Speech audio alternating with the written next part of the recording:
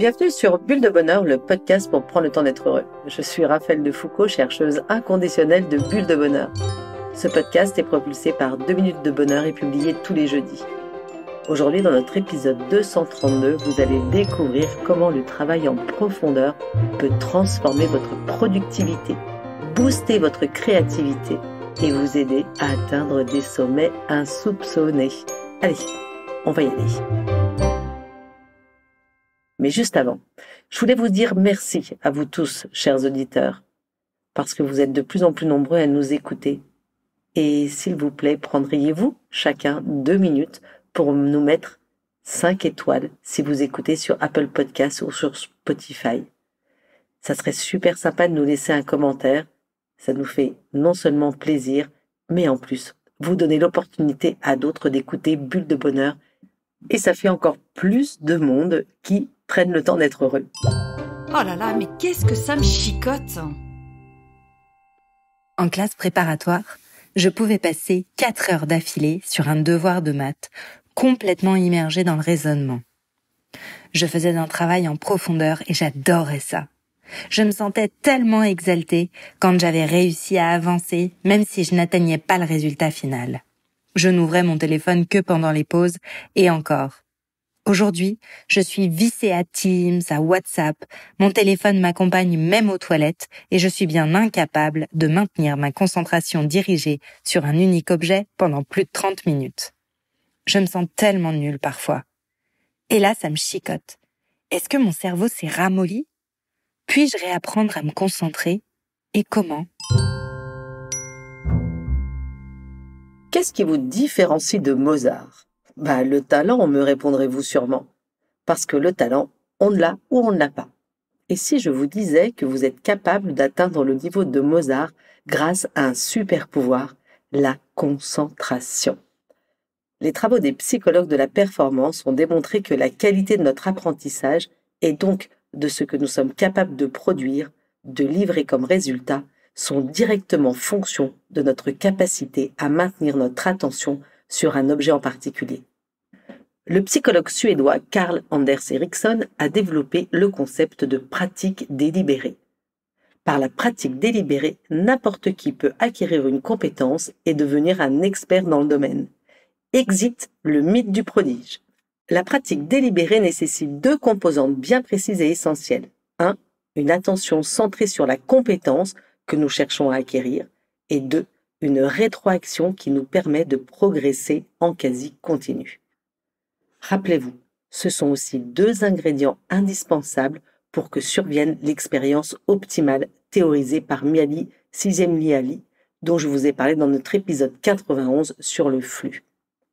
Autrement dit, si vous essayez de retenir quelque chose de vos lectures en écoutant de la musique et en vérifiant votre boîte mail, vous ne risquez pas d'apprendre grand-chose. Que se passe-t-il donc dans le cerveau lorsque nous nous lançons dans un peu de pratique délibérée? C'est le journaliste et écrivain américain Daniel Coyle qui décrit ces mécanismes dans son essai The Talent Code. Une compétence est représentée dans notre cerveau par un circuit cérébral composé de neurones. Il existe une substance, la myéline, qui a le pouvoir de protéger ces circuits et d'accélérer la propagation de l'influx nerveux, donc de faire en sorte que le circuit s'active plus vite ou en priorité sur les autres. Or, lorsque nous nous concentrons délibérément sur une compétence en particulier, comme faire des gammes au piano par exemple, nous forçons le circuit associé à s'activer encore et encore, ce qui déclenche les cellules qui viennent coller de la myéline tout autour de ce circuit. Donc, lorsque je me concentre sur mes gammes, je solidifie cette habileté dans mon cerveau, ce qui me permettra à l'avenir de l'exécuter plus rapidement et mieux. C'est le fait de nous concentrer qui permet d'isoler un circuit nerveux et de lancer la myélinisation. À l'inverse, si je fais du multitask, c'est-à-dire plein de tâches à la fois, je déclenche aléatoirement et simultanément tellement de circuits dans mon cerveau qu'il ne sait plus quoi isoler et où travailler. Comme vous le devinez, la concentration délibérée et vraiment isolée nous permet d'acquérir des habiletés bien précises et de les ancrer dans notre cerveau. Ça nous permet de développer nos forces, et oui, ça je vous en ai parlé dans notre épisode 24, ce qui va nourrir notre confiance en nous. Ça renforce aussi notre sentiment de compétence et d'autonomie. 2 parmi 3 des besoins psychologiques universels établis par les chercheurs de la théorie de l'autodétermination. Or, lorsque ces besoins sont remplis, nous ressentons plus de bien-être durable. Je vous renvoie pour ça sur nos épisodes 221 la motivation, 226 l'autonomie et 227 la compétence. Et nous le savons tous, lorsque nous travaillons sur quelque chose d'important qui compte, ça nourrit notre sentiment de sens et notre satisfaction de nous-mêmes. Par contre, si nous passons notre journée à papillonner, d'emails en coup de fil, d'aller de réunion sur plein de sujets variés, que nous avons abordé chacun des dossiers de façon superficielle et qu'on n'en a bouclé aucun, nous nous sentons épuisés et frustrés à la fin de la journée. C'est bien moins fatigant de passer une demi-journée à avancer sur un sujet difficile que de passer 8 heures à survoler des tâches rapides et faciles. La maîtrise de notre attention nous permet de nous focaliser sur ce qui nous fait du bien et d'être plus heureux. C'est l'objet du livre Rapt de Winifred Gallagher, psychologue comportementale. Elle y explique qu'elle a traversé un cancer en s'efforçant de mobiliser toute son attention sur ce qui lui faisait du bien. Le cinéma, la marche et le martini à 18h30, selon ses dires. Ça lui a fait tellement de bien pendant sa maladie qu'elle a passé plusieurs années à faire de la recherche scientifique sur le sujet et elle a démontré que notre qualité de vie est directement liée à notre capacité à nous concentrer très fort sur ce qui va bien, à changer délibérément de regard sur nos circonstances de vie. Nous avons bien plus de pouvoir que nous le pensons finalement. Puiser dans ces ressources et pratiquer la gratitude sont des pistes concrètes pour nous orienter et orienter notre attention vers le positif. On peut se rappeler des travaux de Mihaly Csikszentmihalyi qui a observé que lorsque nous sommes dans une zone de flow, c'est-à-dire que nous expérimentons un épisode de flux, nous nous coupons du négatif. Nous sommes empêchés de regarder ce qui va un peu moins bien. Par exemple, j'ai passé une toute petite nuit parce que mon dernier est malade. J'ai eu un mal fou à me réveiller et pourtant, là, en ce moment, je ne ressens aucune fatigue, aucune douleur, car je suis plongée dans l'écriture de cet épisode qui me passionne. Être concentré à fond nous permet de rester dans l'instant présent. Ça coupe court aux ruminations sur le passé et ça stoppe les angoisses vers l'avenir. Allez, je change de regard. Notre capacité d'apprentissage, de développement de nos compétences, notre épanouissement et notre bien-être passent aussi par notre aptitude à maintenir notre attention de façon dirigée et consciente. Alors, pas forcément si facile. Effectivement, notre cerveau n'est pas gouverné pour le faire. Il est guidé par ces mécanismes primaires dont on a parlé dans notre épisode 128 et qui font la part belle à notre circuit de la récompense. Notre cerveau nous pousse à chercher en permanence du plaisir et de la distraction. Et c'est bien ça qu'il s'agit de pirater dans une époque que les Américains qualifient de « attention déficit épidémique ». Vous voyez le petit pop-up de WhatsApp de ma cousine que j'aime tant versus je suis en train d'écrire un rapport qui me rase, il est clair que je file sur mon WhatsApp. Alors, comment remporter la bataille de l'attention contre les appels incessants de la récompense immédiate? Faire preuve de volonté? Oui, sans doute il en faut un peu. Cependant, la science a démontré que la volonté est un muscle qui se fatigue. C'est pour ça que Cal Newport, dans son essai Deep Work, retrouver la concentration dans un monde de distraction, nous conseille plutôt de mettre en place des routines et des rituels de travail en profondeur. Alors, le travail en profondeur ou le deep work se pratique en restant concentré sur une tâche cognitive longtemps et sans interruption. Lire, écrire, jouer d'un instrument de musique, apprendre quelque chose de nouveau, résoudre un devoir de mathématiques, faire une dissertation sont autant de domaines dans lesquels le travail profond améliore considérablement le résultat. Cal Newport, professeur en informatique aux États-Unis, a lui-même expérimenté combien cette pratique lui a permis d'accomplir plus et mieux, de se rapprocher d'objectifs qui comptaient vraiment pour lui, et il a expliqué sa recette pour y arriver. Allons la découvrir. Première étape, choisissez votre approche. Alors, elle peut être monastique. Ça suppose de s'isoler définitivement des sources de distraction. Comme le célèbre informaticien Donald Knuth, père de nombreuses innovations technologiques, il n'a aucune adresse mail et s'est rendu définitivement injoignable pour toute sollicitation qui l'éloignerait de son objectif. Alors, moins radical, l'approche bimodale qui consiste à s'isoler par période au cours de retraite. C'est une pratique qui a beaucoup contribué au succès de Bill Gates. Je connais aussi beaucoup d'auteurs qui pratiquent aussi cet éloignement par période pour pouvoir écrire tranquillement. Alors plus accessible, l'approche rythmique qui suppose que tous les jours à la même heure, vous vous mettiez en mode travail en profondeur. Ça suppose de connaître votre chronotype pour savoir à quelles heures vous serez le plus éveillé et efficace. Vous pouvez aller regarder l'épisode 171 pour les chronotypes. Enfin, l'approche journalistique qui consiste à planifier des créneaux de travail en profondeur dans votre agenda. C'est la méthode la plus compatible souvent avec nos vies professionnelles, faites aussi de réunions, d'emails et de collaboration en équipe. C'est aussi la plus accessible pour se lancer dans le travail en profondeur car au début, il est difficile d'opérer un changement radical. Le cerveau a besoin de réapprendre progressivement à se concentrer. Des plages de 3-4 heures, c'est déjà très très bien. Aller plus loin demande véritablement de l'entraînement.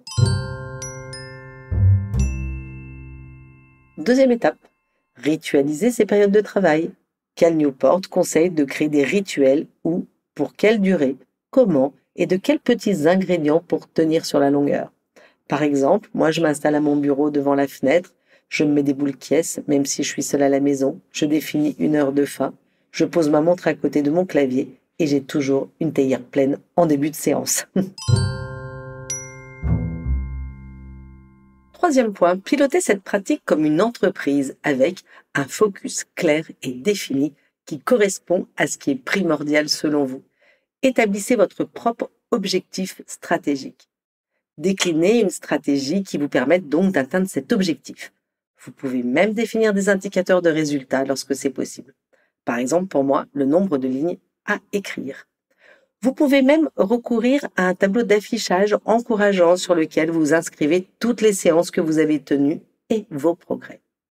Enfin, gardez des moments réguliers dédiés au bilan et à la planification des prochaines étapes. Dans le bilan, vous passez en revue vos objectifs ainsi que vos tâches ou projets inachevés et que vous vous assurez d'avoir un plan d'action qui vous permet de les accomplir.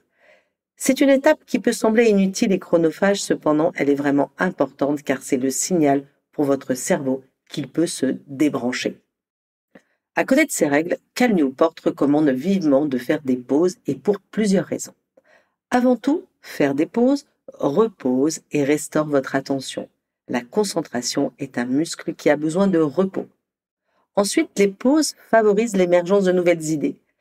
Les pauses ont donc cet effet salutaire de laisser le subconscient prendre le relais, ce qui favorise la créativité, le changement de point de vue et l'apparition de nouvelles idées. Les pauses sont un petit pas de côté qui améliore notre efficacité et la qualité de notre travail, alors préservons-les.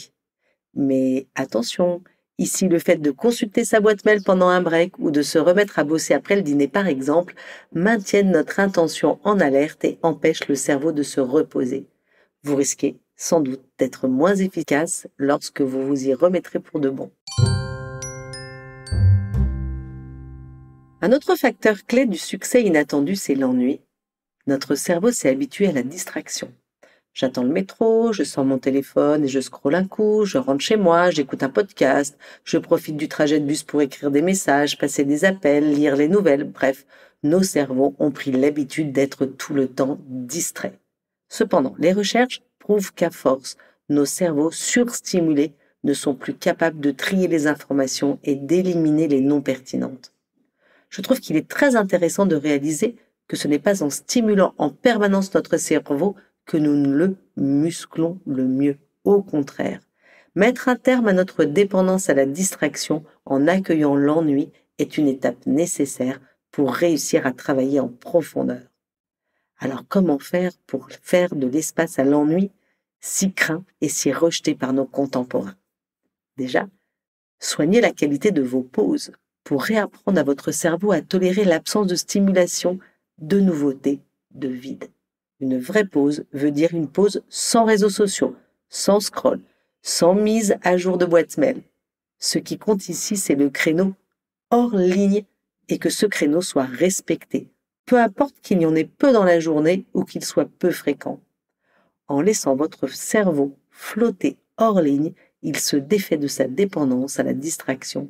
Il réapprend à séparer le désir de se connecter et la récompense qui s'ensuit. Deuxième idée. Reprenez le contrôle sur votre temps pour faire de la place pour vos loisirs. Le temps est un tyran qui semble souvent prendre les commandes de vos vies. Cal Newport propose un remède volé au président Roosevelt, réduire systématiquement la durée allouée à une tâche de votre planning.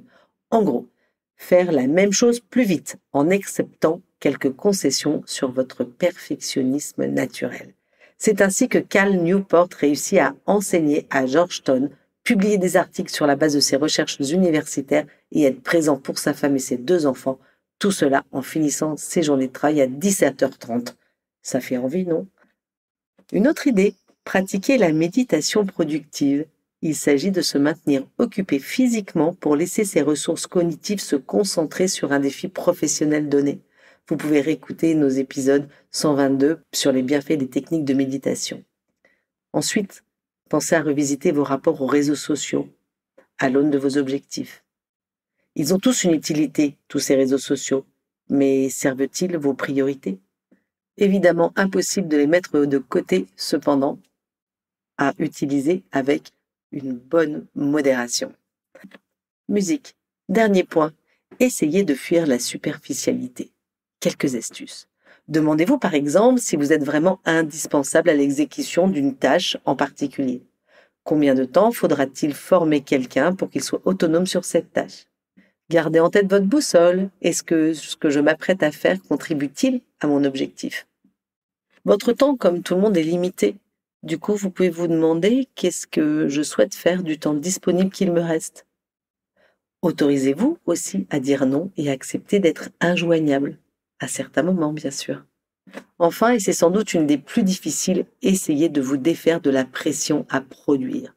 Bien souvent, nous faisons plein de petites choses qui sont très visibles et nous oublions, quelque part, de faire le travail de lame de fond qui vont justement produire de la valeur. Et hop, je me lance. En bref, si je résume, pour favoriser un vrai travail en profondeur, 1. Mettez en place des routines et des rituels. 2. Préservez des vraies pauses. Et 3. Fuyez la superficialité. À vous de jouer, chers auditeurs. Cette semaine, la carte de 2 minutes de bonheur vous propose de dégager 1h30 de travail en profondeur dans votre agenda. Établissez un objectif précis et atteignable. Fermez toutes les sources de distraction et observez comment vous vous sentez après cette première expérience. Je laisse le mot de la fin, notre petite mousse, à Winifred Gallagher, dont je vous ai parlé dans l'épisode. La personne que vous êtes, ce que vous pensez, ressentez et faites, ce que vous aimez, est la somme de ce sur quoi vous vous concentrez. Avec Bulle de Bonheur, prenez le temps d'être heureux. Merci pour votre écoute. Si vous avez aimé, dites-le nous avec 5 étoiles. Laissez vos commentaires et envoyez des bulles de bonheur à vos amis et partagez ce podcast. Inscrivez-vous à la newsletter en allant sur notre site 2 minutes de bonheur pour être notifié des prochains épisodes. C'est aussi très facile de nous trouver sur les réseaux sociaux, Facebook et Instagram. Il suffit de chercher 2 minutes de bonheur. Bulle de bonheur est propulsée par 2 minutes de bonheur, des outils pour créer du lien et prendre le temps d'être heureux.